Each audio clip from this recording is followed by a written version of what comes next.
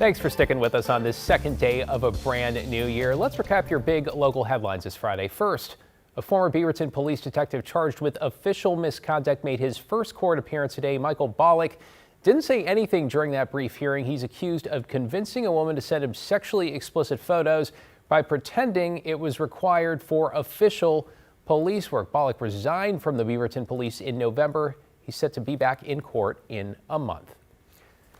2 homeless shelters in Multnomah County are set to close this year, even as the mayor pushes to open more beds. That includes the Market Street shelter in the Central East Side, which will be shutting down when the lease is up in March. County commissioners decided to put the money being spent here to permanent supportive housing instead. But those staying here say it's become like a home over the past 3 years it's been open.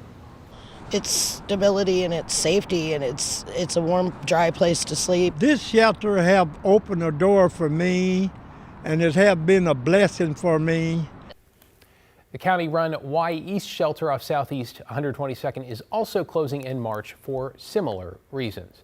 And a cougar has been spotted and recorded on surveillance video walking around a Midtown neighborhood in Oregon City. Police say this animal was seen more than once in the same area on New Year's Day near Singer Creek Park. The Oregon Department of Fish and Wildlife says it is monitoring, but at this time it does not believe the cougar poses a threat to people. Still, authorities want neighbors to be aware to consider keeping their pets inside and report any additional sightings. I don't think just giving and giving and giving. I think that there has to be another solution. As we begin 2026, life for people on Portland streets goes on, with many of them telling us they're hoping for changes to their circumstances in a brand new year. Though there were considerable changes in 2025 geared toward addressing this crisis in the Rose City. Catherine Cook heard 2 unique perspectives.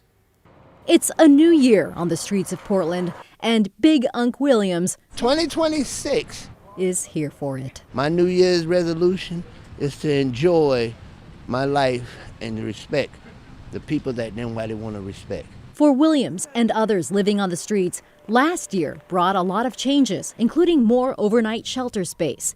Portland Mayor Keith Wilson met his goal of creating at least 1,500 overnight shelter beds to address unsheltered homelessness.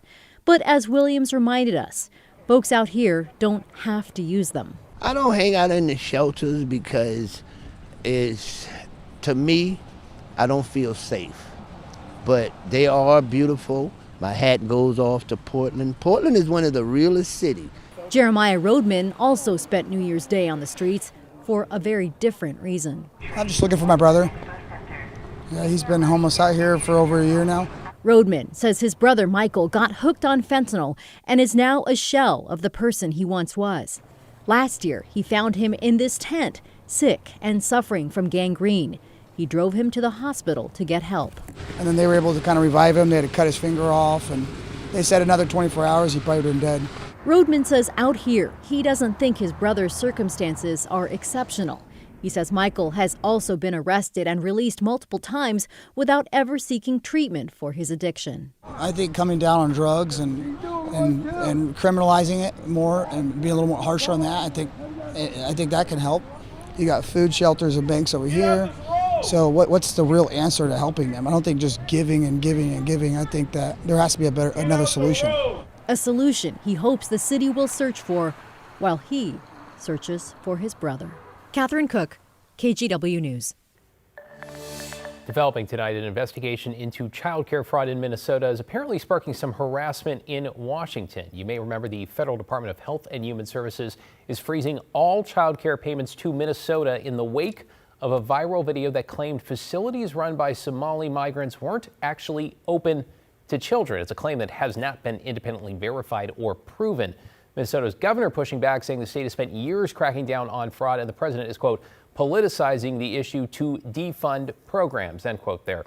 Now, Washington's AG Nick Brown says daycares run by Somali people in the Evergreen State are being targeted by unsubstantiated claims of fraud and are being harassed by people claiming to do their own investigations. He released a statement saying, quote, someone showing up on someone's porch threatening or harassing them is not an investigation. Neither is filming minors who may be in the home. This is unsafe and potentially dangerous behavior, end quote. An estimated 30,000 Somali Americans live in the southern part of King County. I've spoken to a lot of working families that are doing daycares, and they're very frightened right now. You know, they're very scared, you know, because they want to protect themselves and they also want to protect the children.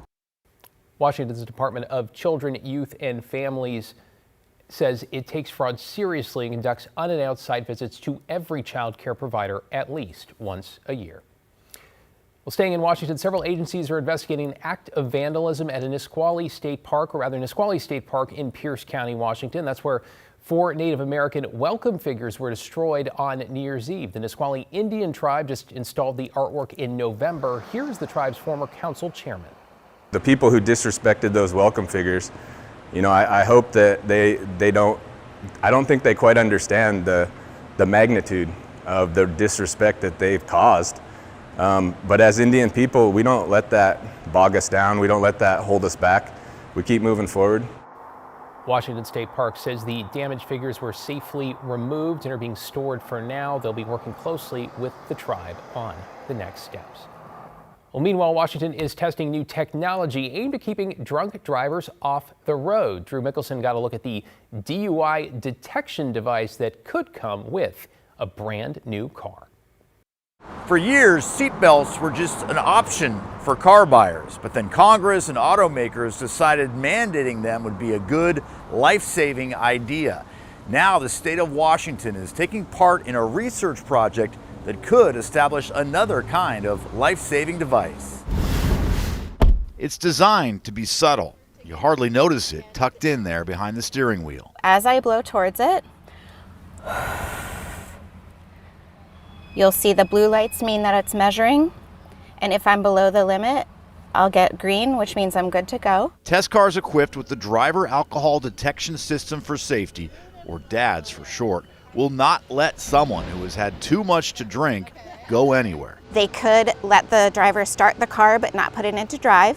That way they'll have access to heat, air conditioning, power, if they need to call somebody to come pick them up or while they're waiting to sober up. The DAD sensor uses infrared light to analyze the potential driver's breath. Carbon dioxide and alcohol molecules absorb different amounts of light, and the sensor can compare the two, making it easy to measure alcohol levels precisely. I think this technology will save 10,000 lives a year in the U.S. when it becomes mandatory. As director of the state's Traffic Safety Commission, it's Shelley Baldwin's job to find ways to reduce the number of deadly crashes in the state. With impaired drivers linked to 1/3 of the state's fatalities, she says the state was eager to partner with the DADS developers. Cars are part of the problem, and cars can be part of the solution. Of the thousands of tests we've done, we need to do millions of tests. If testing goes well in Washington and 4 other partner states, the devices could be an option for car buyers in 2028. I hope that by the time my kids are driving, this is something that's normal for them and their friends. All their cars will have it. There still are some kinks to work out. Apparently there are some scents from some mouthwashes, also from hand sanitizers, that are making it impossible for sober drivers to get their cars into drive. But the developers say that's why they're doing all this testing. In Olympia, Drew Mickelson. Interesting idea there. Well, in Clark County, the Vancouver Police Department is starting off the new year by adding a new member to its team. On your screen now is Canine Loki. The 2-year-old German Shepherd from Norway is joining Vancouver Police Officer Corey Rose, and the pair just finished 600 hours of training. They're now dual certified in patrol and narcotics detection. Straight ahead at 5:30 here, a lot of people turn to CBD to try and reduce pain. The new local study that shows it's not doing much, and what researchers are now saying about THC. Plus, how 2026 is kicking off with 2 impressive celestial events. Celine? David, well, our weekend's looking a little bit cloudy and a little bit rainy. Good news, though, we have snow coming up in the Cascades, which I know everyone's been waiting for. We'll talk more coming up. The KGW Plus TV app, streaming 24/7. Local news from the team you trust on your time. Track how the weather will impact your day. It's certainly becoming increasingly hazardous. Extended, continuous coverage of breaking news, live from the scene. That snowpack is still heavy. Go deeper with in-depth interviews and exclusive reporting. All the local news you need, live or on demand. KGW Plus. Download on your TV and watch for free.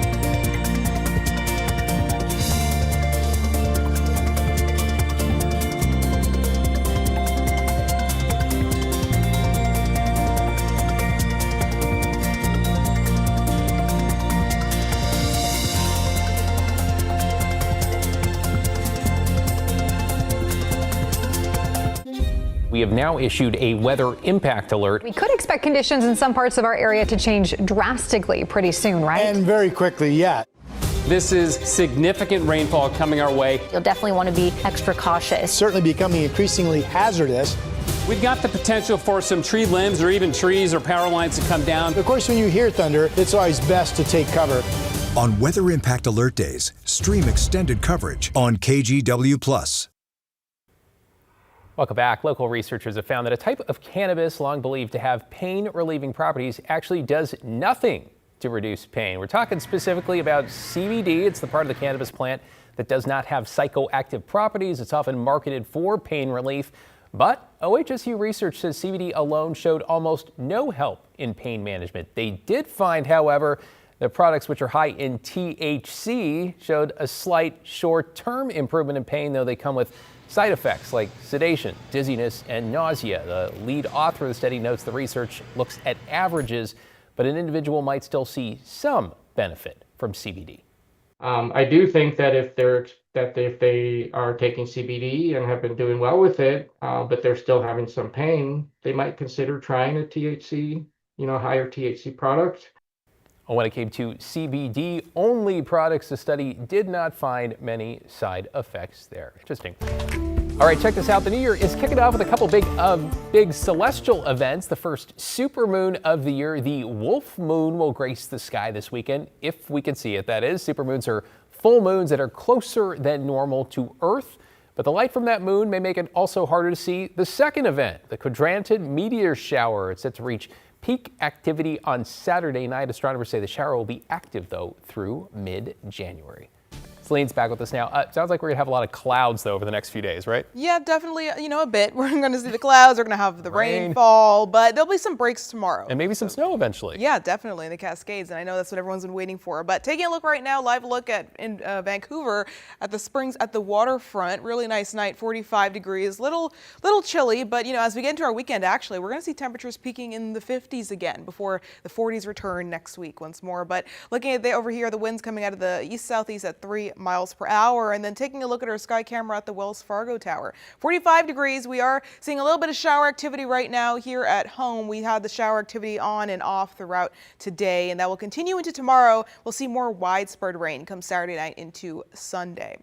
And so as looking at our radar, you'll see it right here on the map. We saw most of that rainfall throughout the day in the northern portions of the coast as well as in Washington. But again, Portland saw around 1/10 of an inch of rain today, just sweeping through the area on and off. As you can see, very brief spurts of this moisture.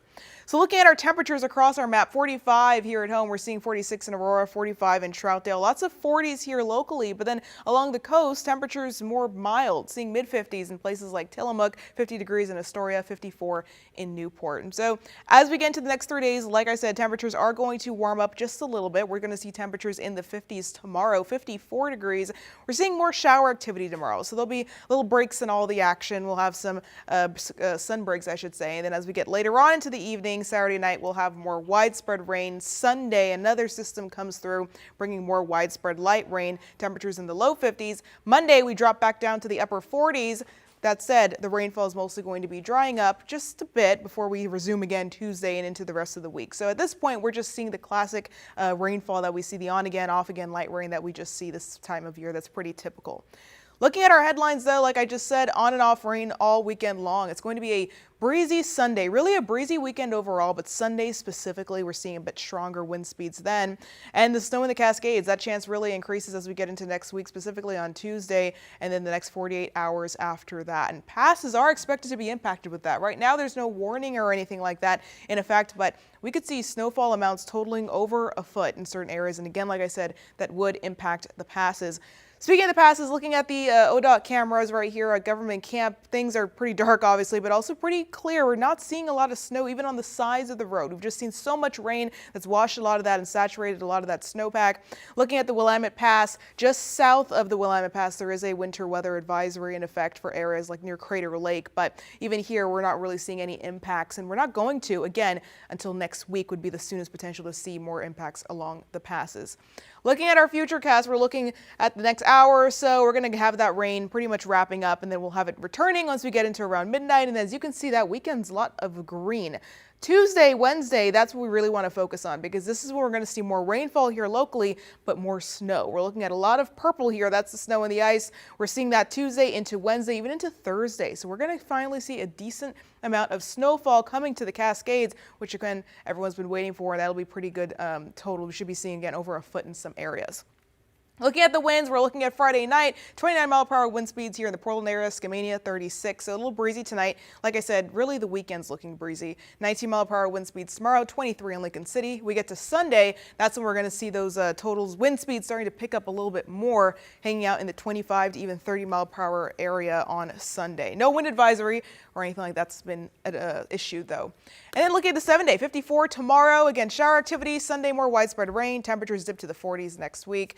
And snow in the mountains. Just a little plain rain and some sunny breaks. I think we can live with that. Pretty simple after everything we've gone through last year. No kidding. Thanks, Celine. Still to come, a museum so fantastic it is right in the name. The quirky collection you can see inside this Oregon pit stop and how it was built.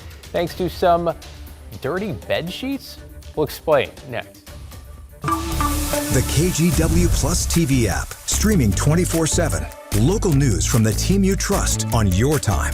Track how the weather will impact your day. It's certainly becoming increasingly hazardous. Extended, continuous coverage of breaking news live from the scene. That snowpack is still heavy. Go deeper with in-depth interviews and exclusive reporting. All the local news you need, live or on demand. KGW Plus. Download on your TV and watch for free.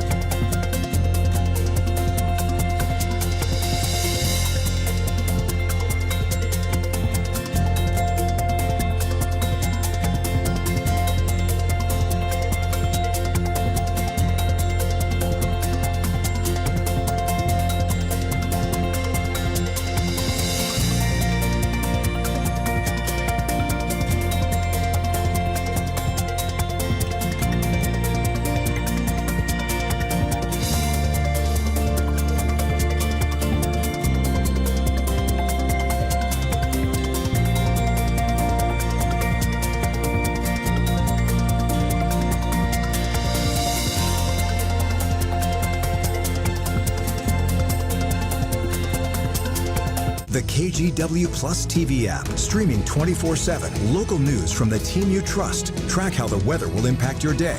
Breaking news live from the scene. All the local news you need. KGW Plus. Download on your TV and watch for free. On Weather Impact Alert Days, stay informed, prepared, and connected with KGW and KGW Plus. Coverage that alerts you to what's coming and how it will impact you. Watch extended weather coverage on KGW Plus. We are taking the back roads tonight to Central Oregon, where an extraordinary man's extraordinary collection is on display for the world to see. John Bartel takes us there. Named after the trio of towering snow-capped peaks, Sisters, Oregon is a vibrant artsy community with an attraction so fantastic it was put in the center of town. Well, if you're interested in learning how to live an extraordinary life, head down to the little town of Sisters, Oregon, and check out the fantastic museum. There's one man that'll show you how to do it. Extraordinary items collected by one extraordinary man. This is the Fantastic Museum, where history meets hilarity, and the curator is as much of an attraction as the exhibits. A collection of different things. Meet Jim Schmidt and Olaf the Giant Viking. He's 9 feet tall, and that makes him, they claim, one of the tallest people that's ever walked on this earth. Pulled from the formaldehyde-rich peat bogs of Norway, Olaf is a giant mummy of sorts who supposedly died in 1335. Jim says Olaf was unearthed in the 1800s and traveled the country in circus sideshows. If you want to know how Jim ended up with the 700-year-old corpse, well, you'll have to read about it.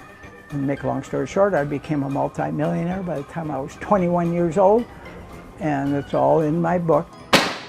Oh, the book. Jim will tell you a lot about Olaf, about history, and about life itself. But no matter what the topic, the answer always seems to be, it's in my book. You're going to have to get a book. Okay. But it's a story of rags to riches. The book is called A Most Improbable Millionaire, and it's a biography of Jim, a farm boy from Puyallup, Washington, who became a bellhop for the Beatles and built a fortune off selling the band's dirty bed sheets.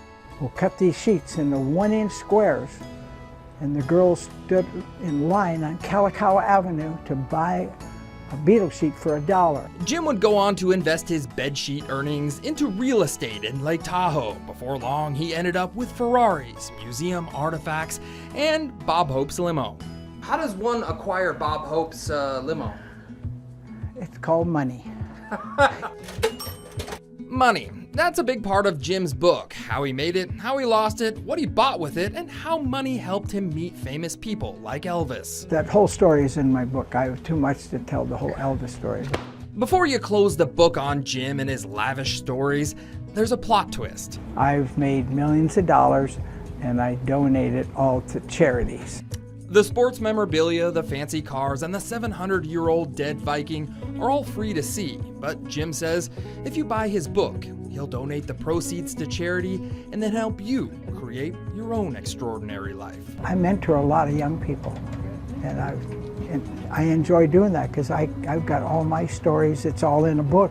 Plus, I can help a lot of young people get ahead, and they thank me for doing that. From the Fantastic Museum in Sisters, Oregon, I'm John Bartel. Hope to see you on the back road. Gotta call it resourceful and gotta buy a book, right? Still to come, from Social Security to healthcare costs, lots of policy changes went into effect on New Year's Day, how they might affect your budget when we come back in just 2 minutes.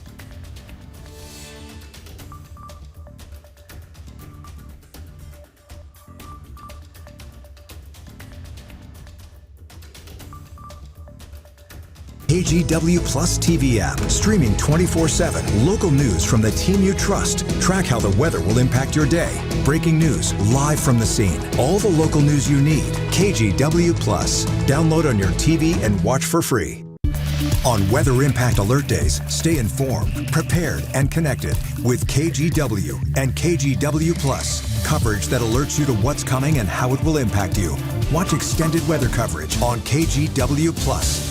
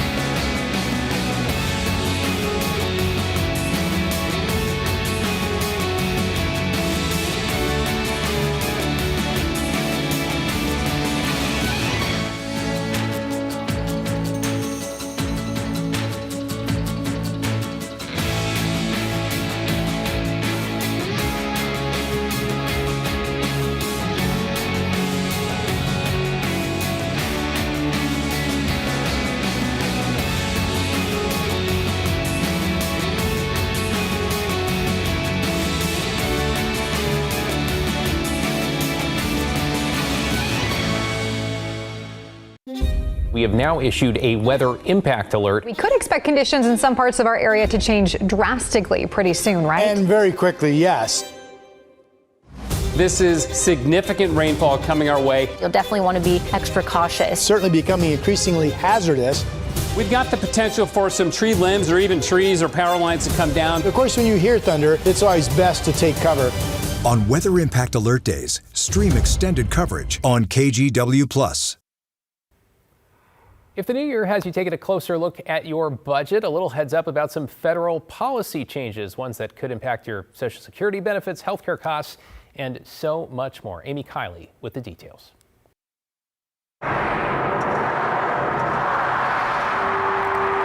It's a new year, and new federal changes that start today could affect Americans' wallets and lives. For some seniors, money could get a bit tighter. Social Security recipients are getting a 2.8% cost of living increase. The administration's earnings test, wage cap, and maximum benefit also are going up. But Medicare Part B premium costs are rising almost $18 a month. That's one of the largest increases in the program's history. Add inflation, and the net result could be in the red for some seniors. Meanwhile, millions of people on Obamacare are facing much steeper costs. Pandemic-era subsidies are gone as of today. We're expecting that on average, premium payments are going to more than double. This is the first regular tax season with changes in effect from a bill signed in July. They include higher standard and SALT deductions, as well as new breaks for seniors, car loan interest, tips, and overtime. Those very important things, put more money in working class people's pockets. A proclamation out yesterday delays tariff hikes on some furniture, kitchen cabinets, and vanities that were set to begin on New Year's Day. Finally, the president's travel ban is now expanded to 39 countries. The American complaint is that these countries pose national security and public safety threats. I'm Amy Kiley reporting. Stick around for another full hour of news coming your way in just 2 minutes. In the meantime, let's check out the view this Friday from our Providence Park sky camera. Nice to see the lights on. I think the rain has stopped mostly. 44 degrees in the Rose City on this Friday. Once again, Happy New Year from all of us. Your top stories are straight ahead.